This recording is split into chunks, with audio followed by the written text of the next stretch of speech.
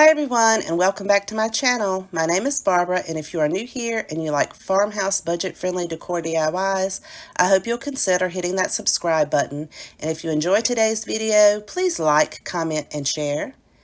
I will be showing you how I created 5 gorgeous farmhouse decor pieces using items mostly from the Dollar Tree. For project number 1, I was lucky enough to find these 4 wooden cutout arrow signs. I wanted the signs that look like homes, and I could never find them at my Dollar Tree, but I was lucky enough to find these, so I decided I could create my own.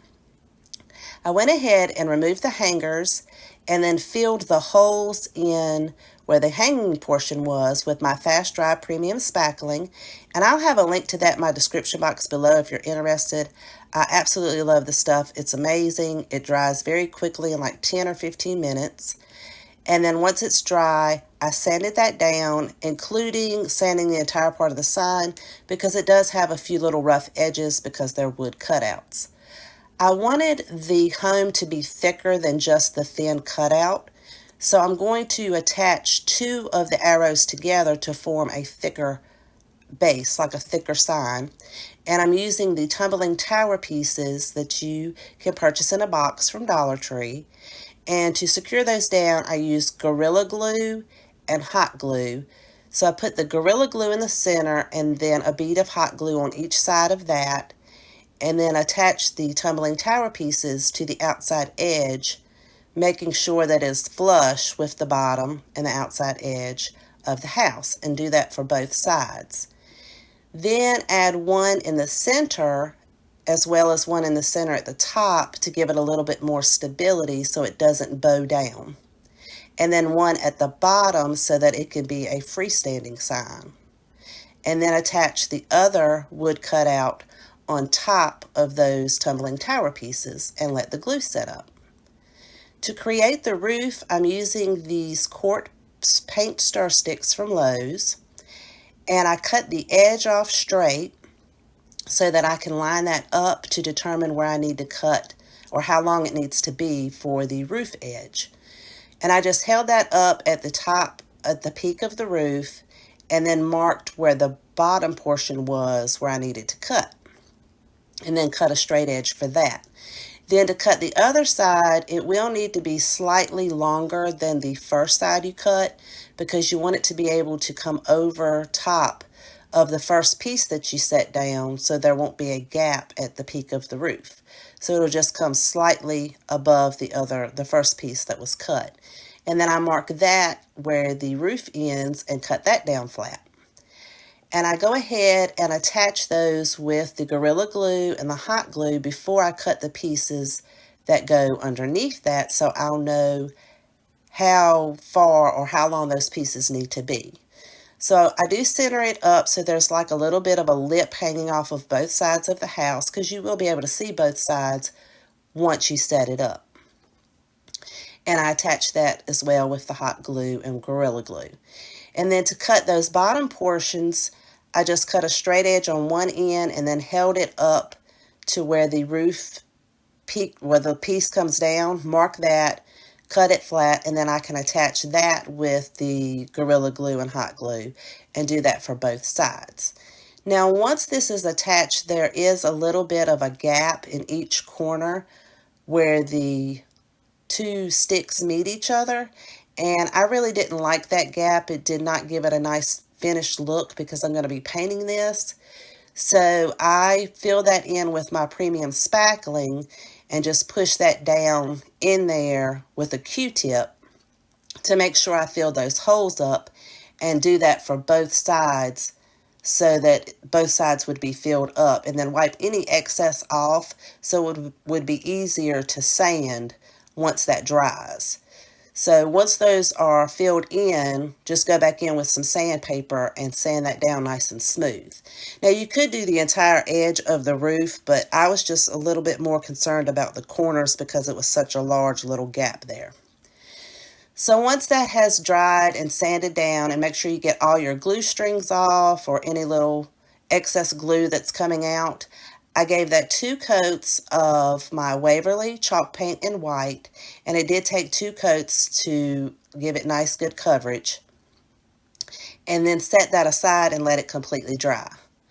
I was so excited to find these stickers at Walmart. It has 6 sheets in it, which is like 726 pieces. It has black, gold, and silver, and it was less than $3, so I was really excited about that. It has the capital letters and the lowercase letters.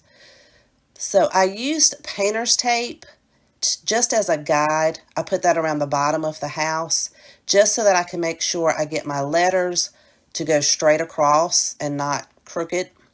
And I like to start in the center and work my way out so I can make sure all the words or all the letters line up evenly so they'll all fit on the sign. And I originally was going to use the painter's tape above that, but it was too much of a gap, so I chose to use just a regular size popsicle stick and just hold that in place just again to make sure that all of my letters would go straight across. And I am spelling out home is where my family is. Now, I did not Mod Podge over these letters. They were pretty sticky, so they stuck on there pretty well. You could definitely Mod Podge over those if you wanted to. And I wanted to create a wreath, so I'm using a lavender pick from Walmart, and I pull the stem off, and it has two pieces with it, and just cut the piece that connects them together. And I did that for quite a few of them. And I take hot glue and put it on the stem and take the second piece and glue that about middle way through the stem. Now be very careful that you don't burn yourself because of the hot glue when you're holding it together, because you do have to hold it together for a few seconds to let that glue set up. And I do that until I get the length that I want, so that when I form a circle, it'll be the size of wreath that I want for the house. And when I get to the end, I'll just hot glue, again, that stem to the middle of the beginning of the strand I just made. And then these pieces do stick out a little bit further once you create your circle than I wanted them to be for the top of the house. I didn't want it to be all sporadic. I wanted it to be more compact of a wreath, so I do glue those pieces down to the wreath form. And once I get that to the shape that I want and the size that I want, I use hot glue to secure that to the sign right there above all my wording.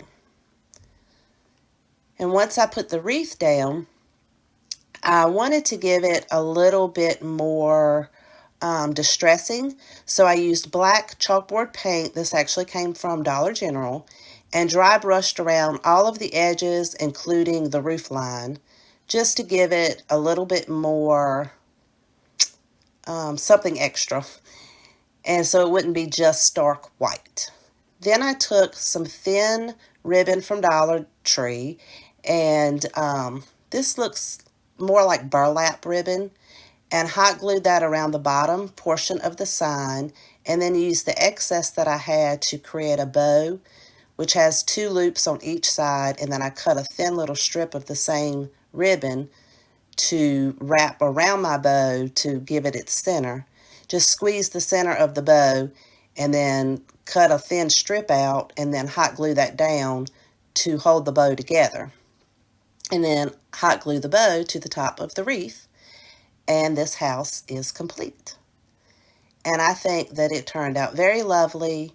I really like how this project turned out, and I hope you enjoy it as well.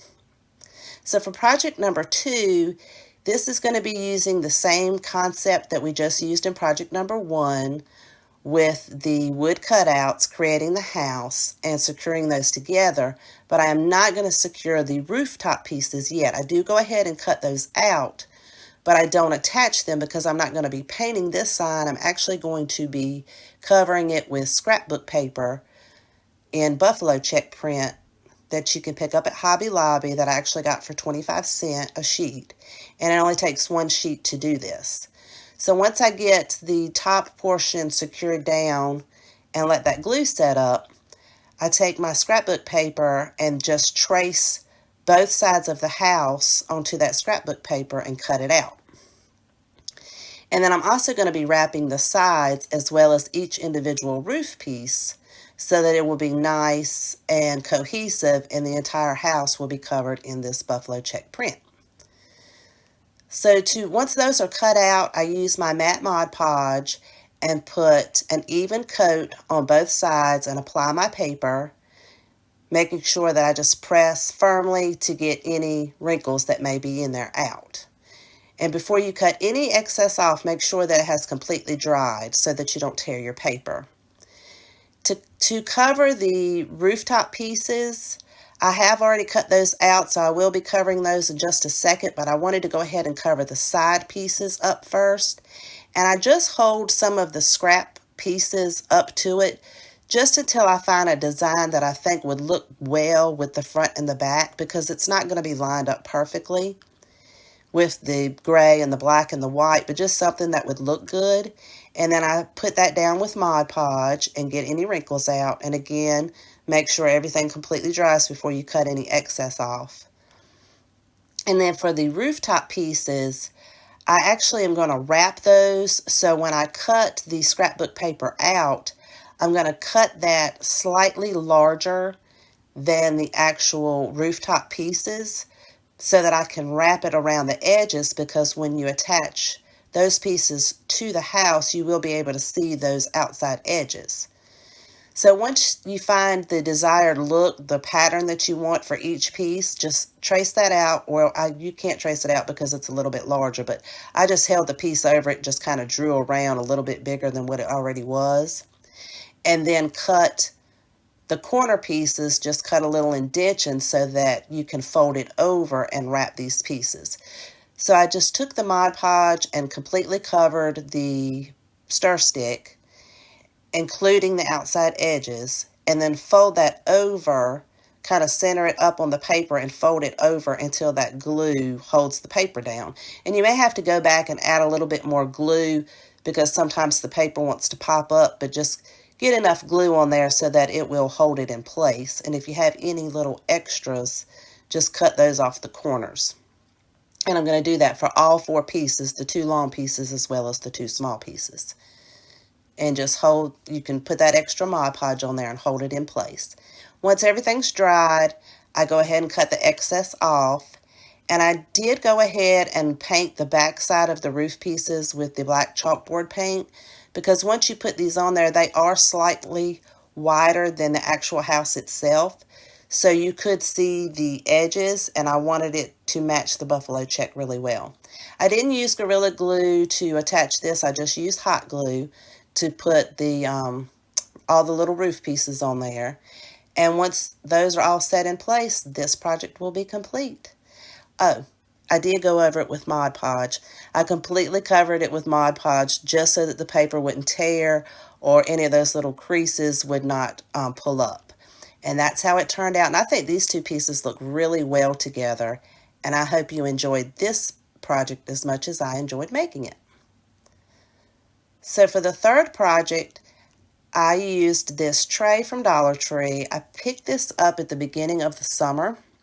It's just a plastic tray.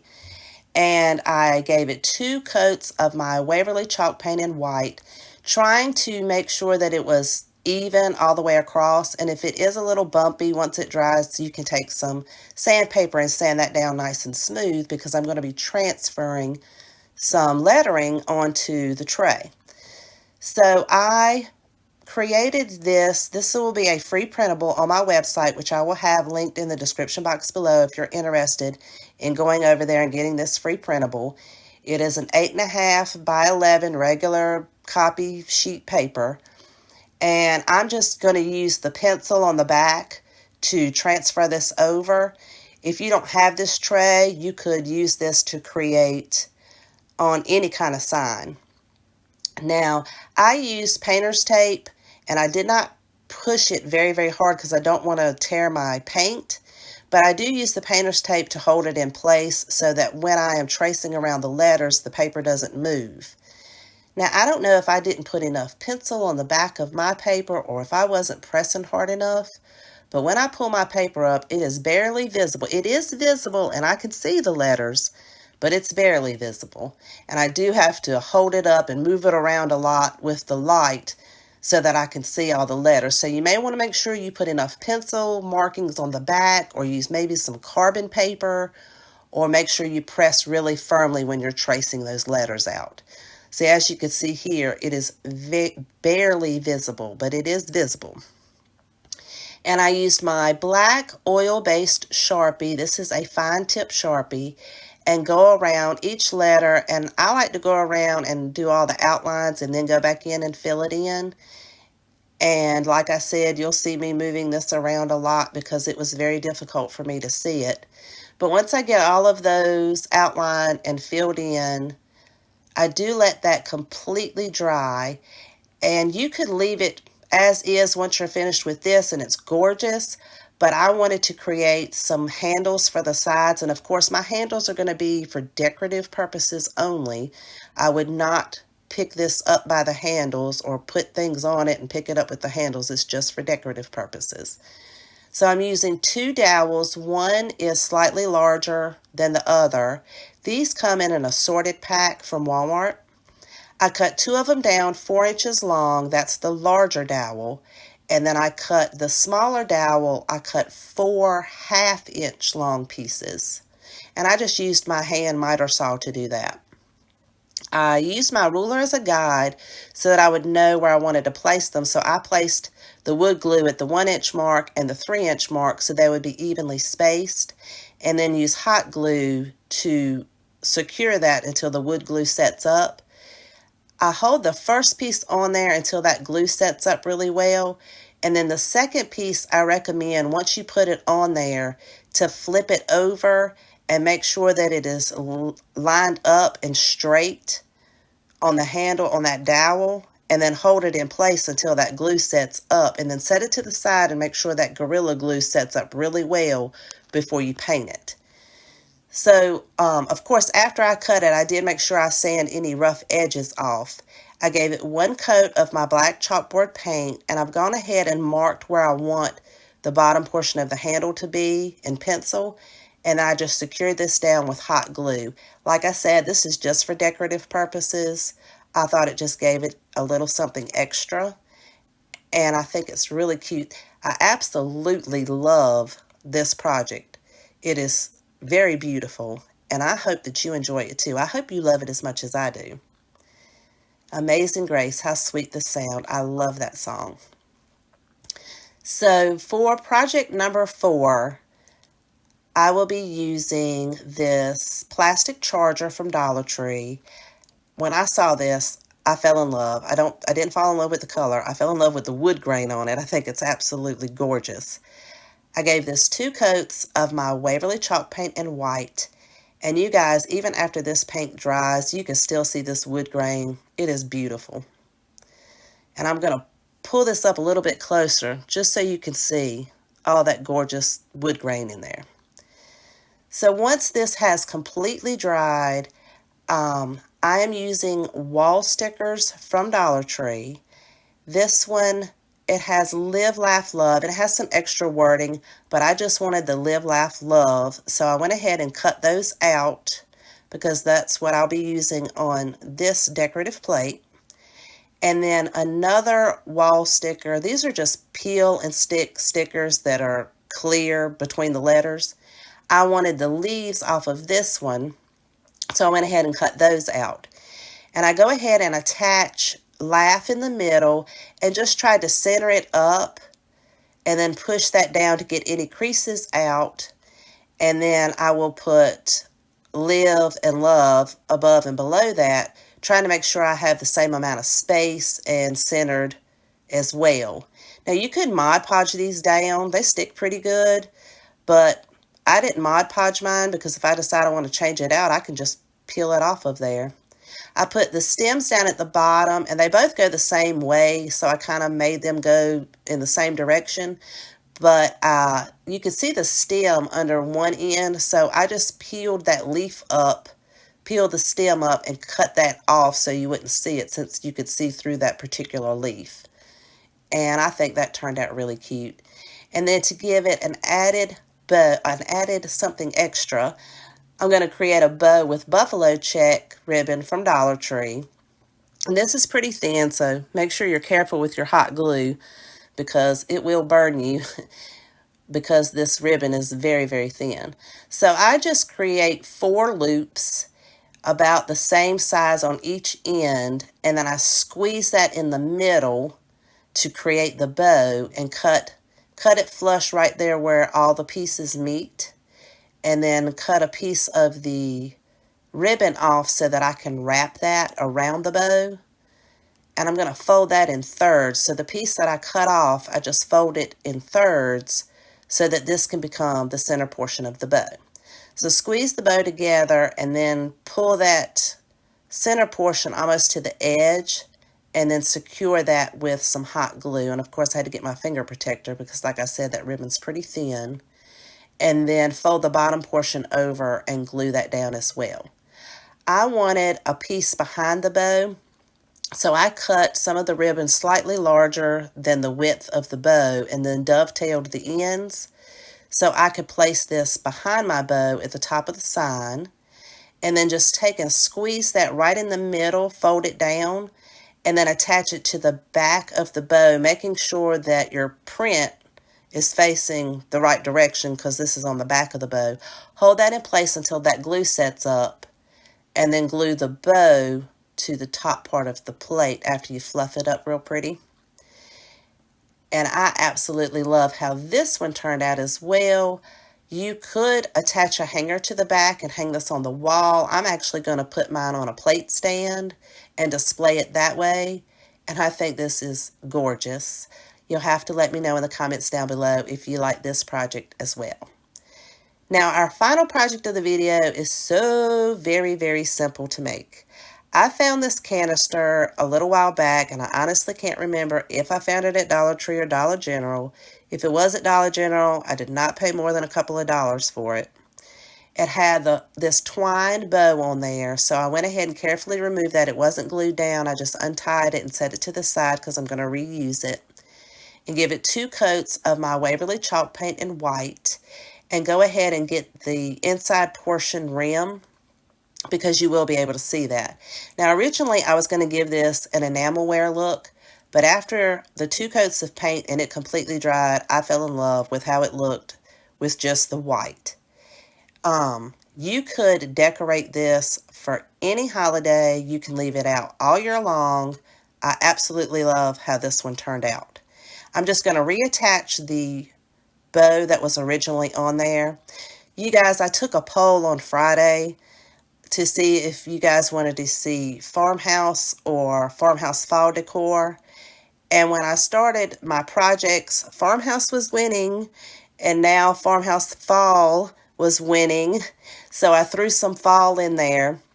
Thank you guys so much for participating in that. It was really, really close. It was like 55%, 45%, 55% fall. So I'm going to put some fall decoratives in here for everybody.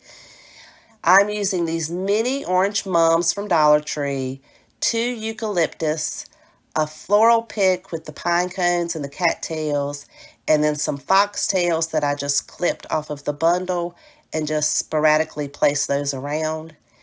And this project is complete. You can use it, like I said, for any holiday. You could change the ribbon out, change the florals out. I absolutely love this. I think it's gorgeous, and it was nothing more than just paint. If you guys have a favorite, let me know in the comments down below which one's your favorite. I want to thank you so much for watching this video. Please take care, and I will see you next time.